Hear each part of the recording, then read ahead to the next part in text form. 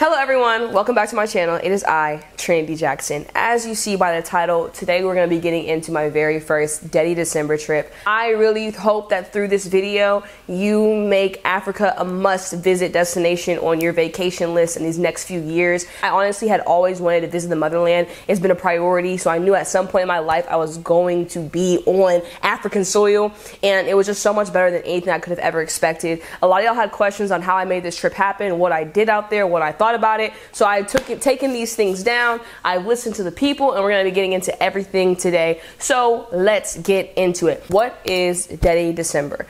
Detty December is essentially a time in December where a lot of people go back to visit Africa. Either they're from Africa and they're going back to visit their family, like their villages, their tribe, whatever the case may be, or they're not from Africa and they're going to Ghana and Nigeria because they will have amazing parties, concerts. They're going up 24/7, and it's still hot out there. It's like 90 degrees, 92 degrees. Meanwhile, everywhere else, like where I am in Houston right now, it's like 40 degrees. So it's kind of like a great getaway during that time of year. It is called Detty December because it's kind of like Dirty December because of how much partying that goes on. It's Detty December specifically in Nigeria and Ghana.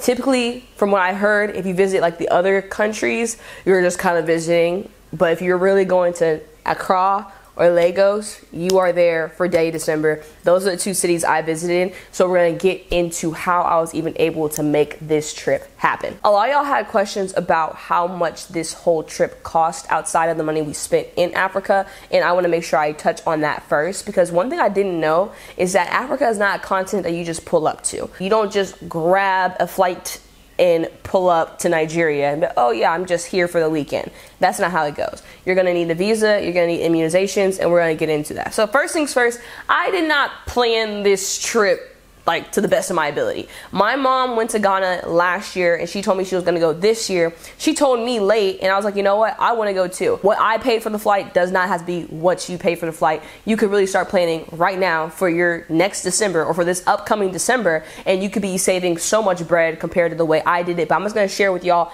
how I went about booking this trip, okay? My flight was into Lagos, Nigeria, out of IAH, so out of Houston to Lagos. There is no direct flight from Houston to Lagos at this moment. I had a 16-hour flight. I did a layover in Washington, and then I went to Lomé, Togo, and then I went to Nigeria.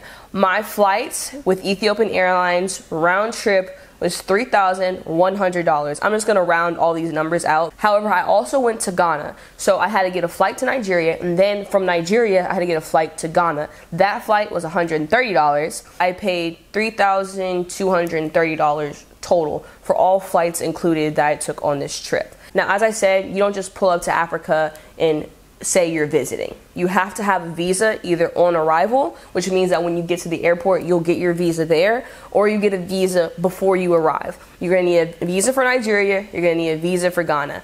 Ghana initiated what they call the year of return, which allows people to come visit the country and make it a lot easier to get a visa. So you will go to the Ghanaian Consolidate website. I'm gonna put a link in the bio, and you essentially just go to the website, you're gonna print out a form, you fill out the form with all the information about how long you're going, what you're going for, and where you're going to be staying while you're out there, and you would ship it along with your passport. They ship it back to you. Your passport will then have a visa in it. You ship it with $60 of a money order, and then you're going to Zelle $50, which is like the processing fee. So it's $110 total for that visa. Honestly, it was a very simple process. And then whenever you get to Ghana, you don't need to worry about it. You have your visa. It makes it very easy to get through the airport. The Nigerian visa, we paid $500 for. I don't know if you can get it cheaper. A lot of people said in my video that they could get it cheaper for $250 or something. I don't know if we got ran off on.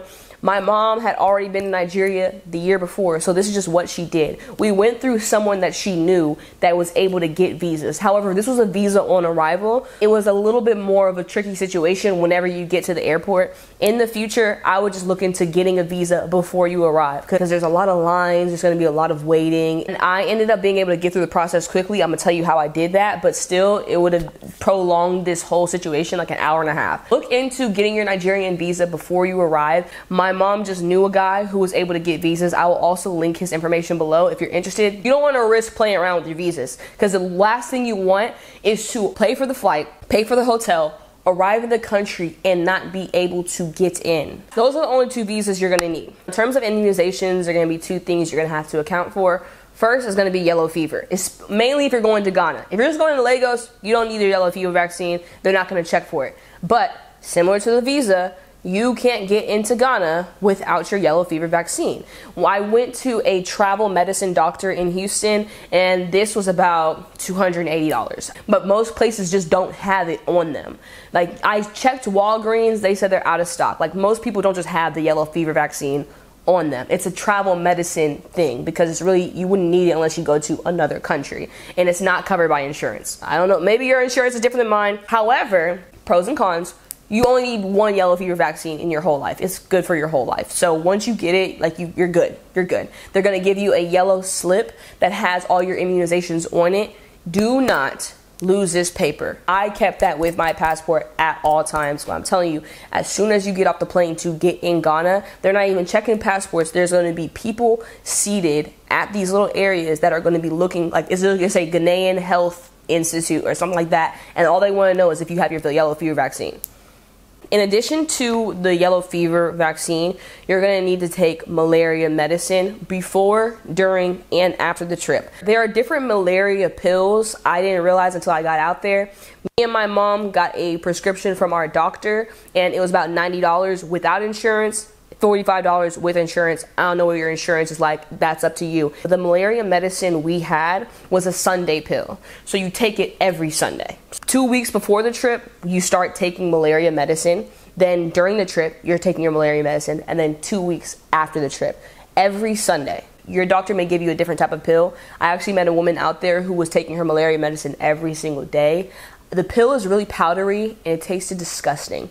So if you can get away from that, I would recommend do not take it every single day. To go back over the cost of everything we put together, flight to Nigeria, $3,100. Nigeria to Ghana, $130. Nigerian visa, $500. Ghanaian visa, $110. Yellow fever shot, $280. Malaria medication, $90 without insurance, depending on what kind of medication you get. We had a hotel in Nigeria and a hotel in Ghana. We stayed at the Federal Palace Hotel in Nigeria. Very safe, very popular, very big, very nice. They had a really good breakfast every single morning, solid room service, and there's like these big gates. There's always security. Stayed there for 6 days, and when we were in Ghana, we stayed at the African Regent Hotel. Same situation. They had a gate at the front, security guards at the front. Really nice facilities, very nice place, good breakfast in the morning. Both of them had really good breakfast in the morning. Okay, so those are the hotels we stayed at. The hotel we stayed at in Nigeria, $900 total, and the hotel in Ghana was $1,300. My mom covered the hotels for us, so I didn't pay for the hotels at all. Blessing, mwah, thank you, mother. Everything else though came out of my pocket. It was all worth it. Now let's get into the good stuff.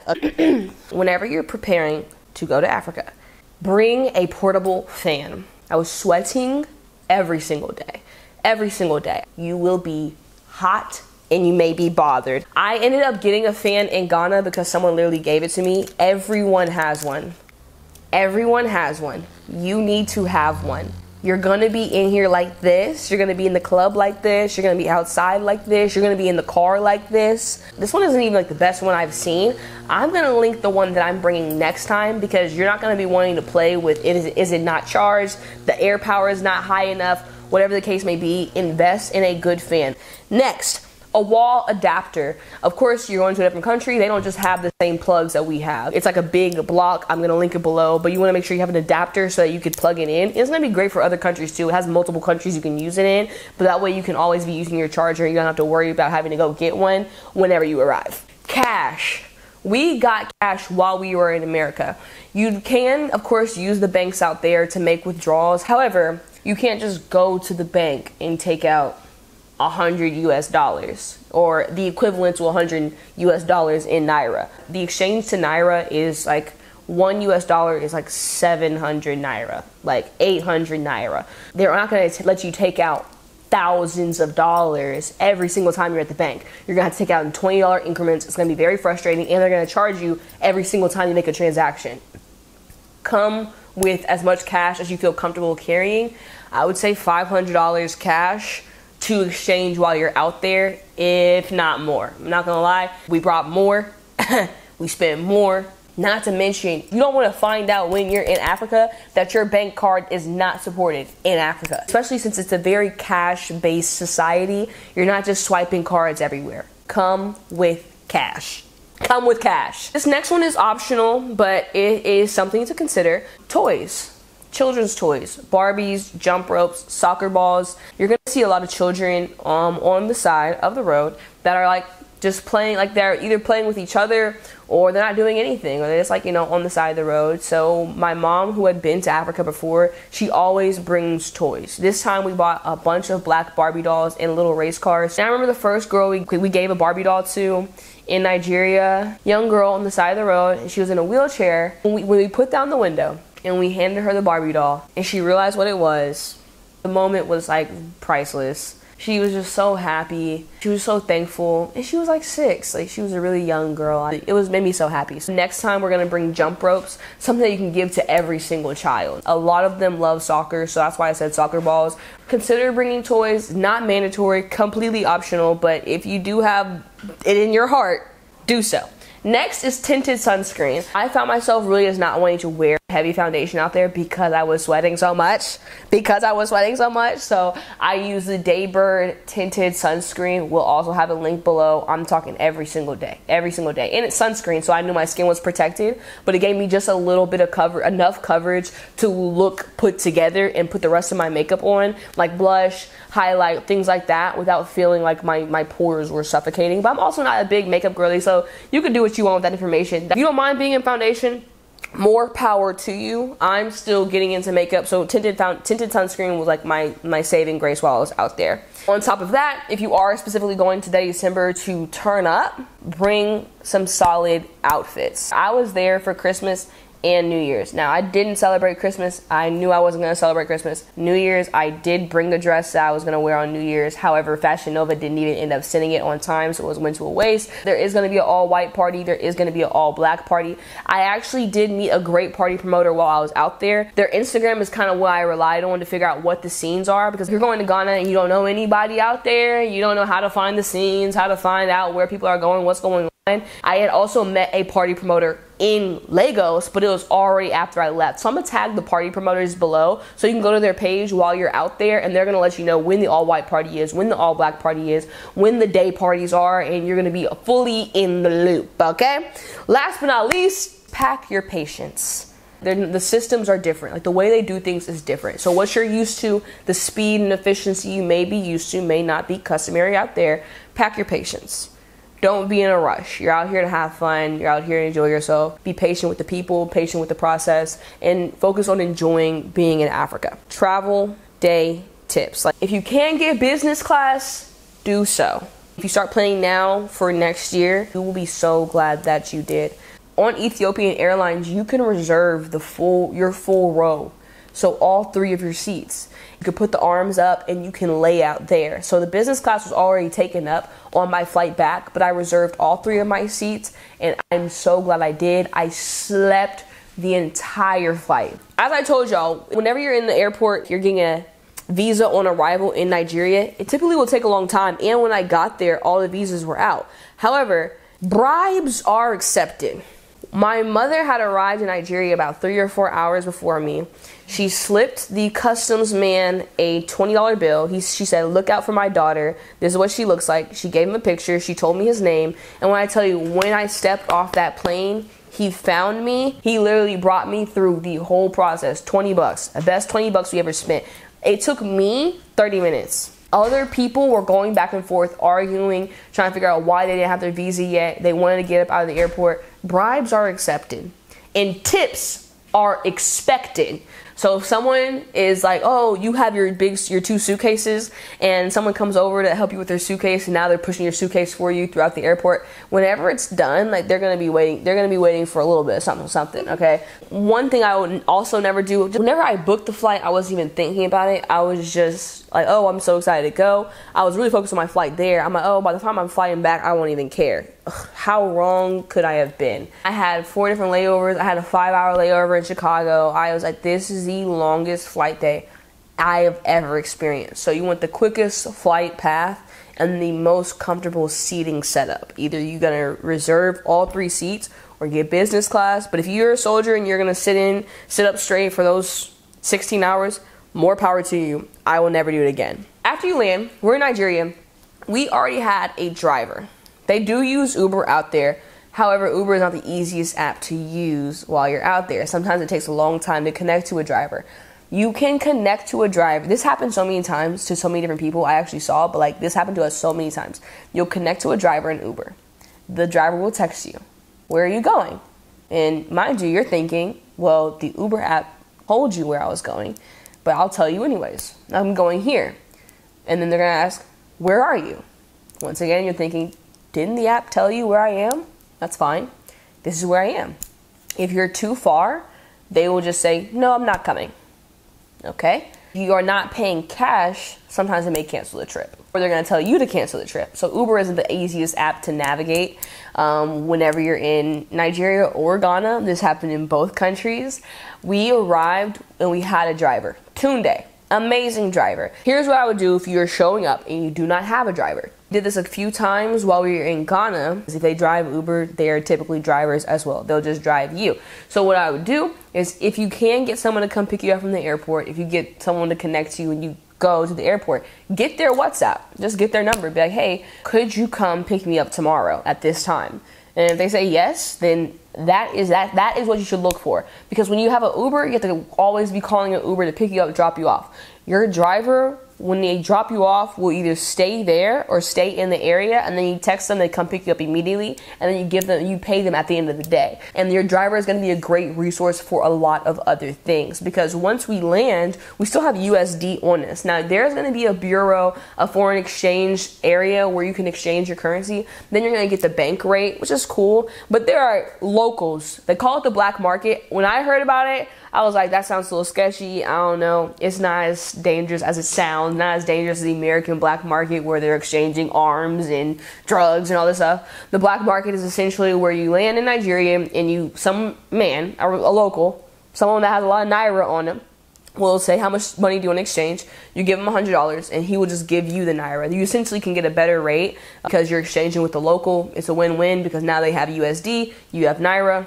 And you literally would do it in the car. We literally would do it in the car. They would come to the window, we exchange, boom, boom, boom, we drive off. That's why it's great to have a driver. Your driver is going to be a resource for a lot of things. But every time we need to exchange money, we would simply ask our driver, like, can you take us to the black market? Or do you know anyone that we can exchange naira with, or CDs if you're in Ghana, whatever the case may be. But we didn't ever exchange our USD at an exchange office or anything like that. We always exchange with someone who live there. It is not hard to do. It is very safe, very simple, but your driver is going to be a great resource for a lot of those things. So maybe get an Uber once or twice. Pay them handsomely though.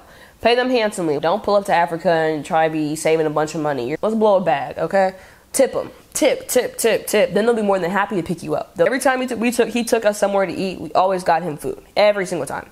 No matter what. I feel like I just like build a really good relationship, because I know that next time I go out to Nigeria, I will have Tunde on speed dial. No questions asked. Now let's get into the Q&A of all the questions that y'all have for me. First question, safety precautions when going out alone. I went out alone twice while I was in Ghana. I didn't go out alone while I was in Nigeria. One safety precaution I would say, which kind of goes back into having a driver, is if you know you're going somewhere alone, let your driver know to stay there.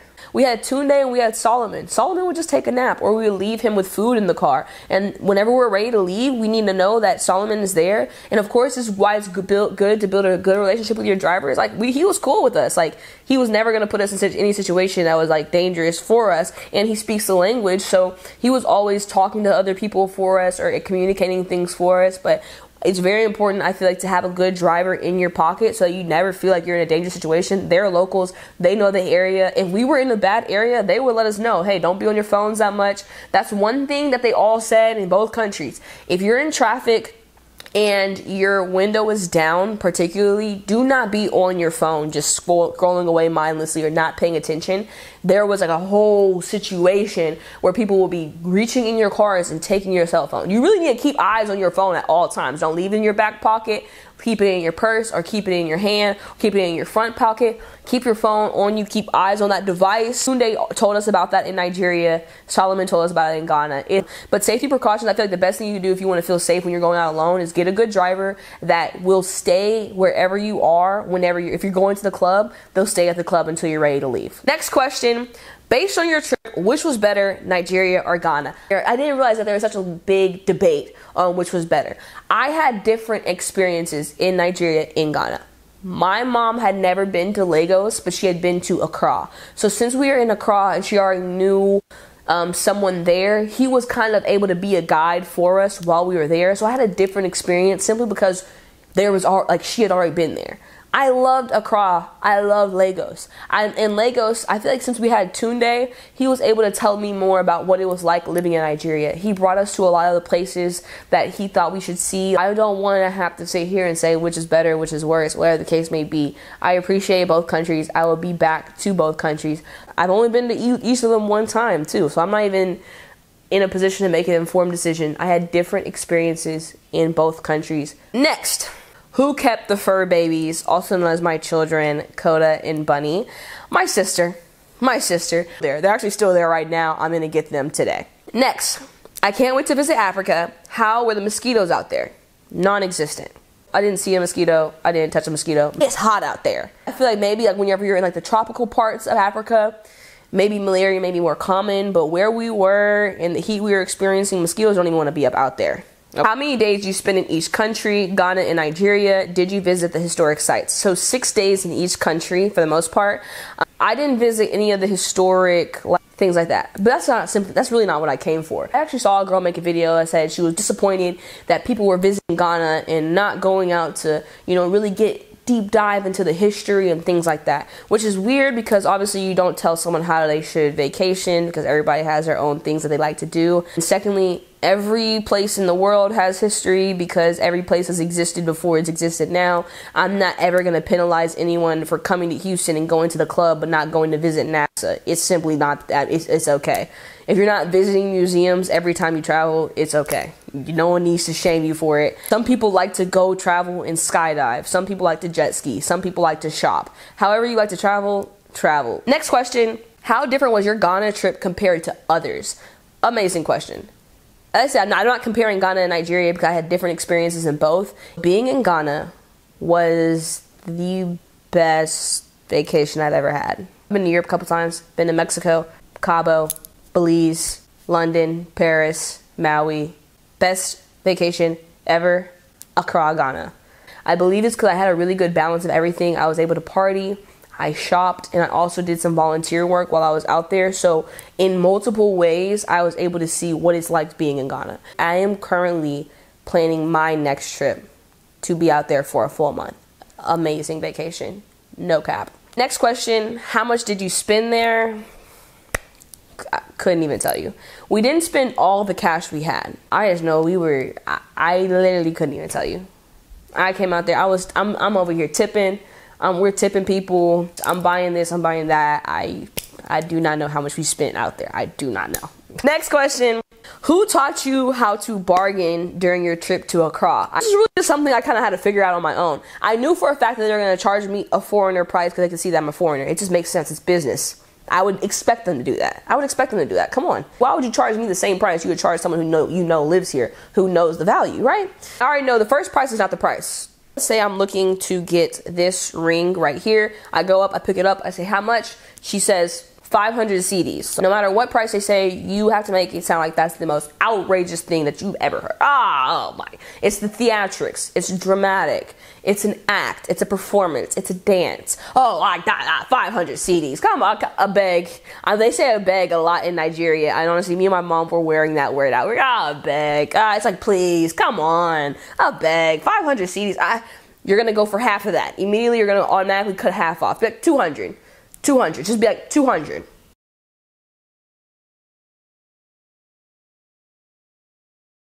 quickly, that's how you know you just overpaid. That's fine. Just go with it and just learn. I'm not mad to pay. I'm just having fun with it. I didn't really care about how much I was paying for the things. I wanted the experience of going back and forth. I didn't really care how much I was paying for the things because it's still cheaper than anything I would have purchased in America. It's simple supply and demand at play. There are a lot of people on the same thing. So at the end of the day, they know that if you don't buy it from them, you will buy it from someone else. And you have to be willing to walk away. So if they're not talking the kind of numbers you're talking, you need to be able to, okay, fine, you keep. That's why I said, you keep, and I walk away.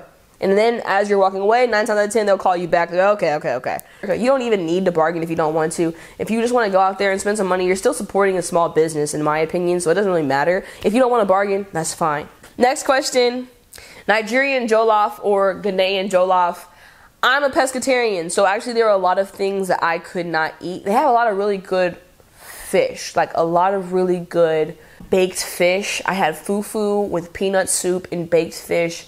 Delicious. I wasn't able to try any of the jollof or any of the suya, which is a really popular dish out there as well. Suya, so many people told me about it. Like beef suya is like on a stick, and it's like really, the suya is what they call, I think, the seasoning that they put on it, kind of like how you have Cajun seasoning, they have suya. And I wasn't able to try that either, but that's really popular out there. I'm a pescatarian, so yeah, that just is what it is. Next, do you plan on going back to Africa? If so, will you be going to different countries? Like, I've been back for a week. I'm planning to go again in 6 months and stay for a month. You will see me back in Africa. I'm definitely going to other countries in Africa, not just Ghana, Nigeria. I want to visit Ethiopia, Tanzania, South Africa, Egypt, Morocco. Africa is such a massive continent. You could spend years visiting the different countries, and you may not even visit all of them still. There's beauty in all of these countries. I love Africa. I'm going to be back, and I'm going to be visiting multiple countries. Don't you worry about it. Next question, do's and don'ts in Nigeria. I wrote these down. Do blow a bag. Do blow a bag. Don't pull up to Africa looking to save some money. Shop with the locals. Pay your driver. Blow a bag. I only bargained at the market so I can have fun with it. I'm not really about to, it really doesn't matter though. I want to give you my money. Don't lose sight of your phone. So, okay, this goes back to what I said earlier. That was something I was constantly reminded of. Do not lose sight of your phone. Keep that phone on you, in your front pocket, in your hand, in your purse. Keep it on you. Do volunteer if you can. While I was out there, I volunteered with Black Health Connect. We were in a market and we were providing health screenings on blood pressure, HIV, malaria, and there were doctors and nurses on site, like helping, like just, it was just so kind. It was great. A lot of individuals were able to get their yearly checkup to make sure everything was good. The doctors were able to write them prescriptions and tell them what they need to get. We were working with doctors from Ghana and America together. That Black Health Connect, you can find them on Instagram. They're gonna go the same time next year in December. So if you're a nurse, especially, or a doctor, it's definitely something to consider while you're out there. But if you want to just do volunteerism as well in general, I saw another program where they give kids shoes. If you can, just volunteer.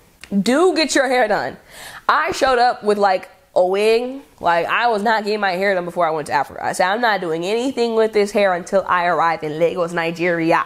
That was day one for me. I already knew day one, I'm getting my hair done. No questions asked. A lot of people braid out there. The price is, you can't beat it. Next question.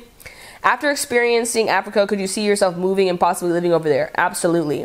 There's an amazing apartment called the Villaggio in Accra, Ghana. It's like one of their luxury apartments. It's really beautiful. It's really nice. They have a bar at the top. It's like $1,000 a month for a 2-bedroom. I actually met a real estate agent in Ghana. You have to go and understand, but like, I can definitely see myself living in Africa for 6 months out of the year and then coming back to America for 6 months out of the year and then just going back and forth. Last questions. Were you worried about any gang related stuff like shootings? No. While we were in Ghana, we were talking to our driver Solomon, and he was like, yeah, I don't even know where to get a gun. All the things that I feel like maybe you may be worried about are in like the different parts of that country, maybe. And I know northern Nigeria, there's like probably a little bit more gang activity and things like that, of like people like stealing or looting or whatever the case may be. But in Lagos, I did not have any of those problems. People don't even walk around with guns. Only people that have guns are the security guards or the police officers. You will not have to worry about any of that. I hope through watching this video and getting this information, you're able to see that, like, just through my experience, what I'm telling you, that it is like these countries are beautiful. They're safe. You should have them on your list of places to visit. They have fun. They turn up. They pop bottles. They dance. I made a lot of content about my experience, so feel free to go to my TikTok and go to my Instagram so you can actually just watch the videos of like what I did out there. And I really hope that you are now planning your first trip to Africa. I guarantee you would not regret it. Amazing experience. I want to thank you for watching. Make sure you subscribe. If you have any further questions, just drop them in the comment section below, and I'm gonna do what I can to make sure I can be a resource to each and every single one of you. Mwah!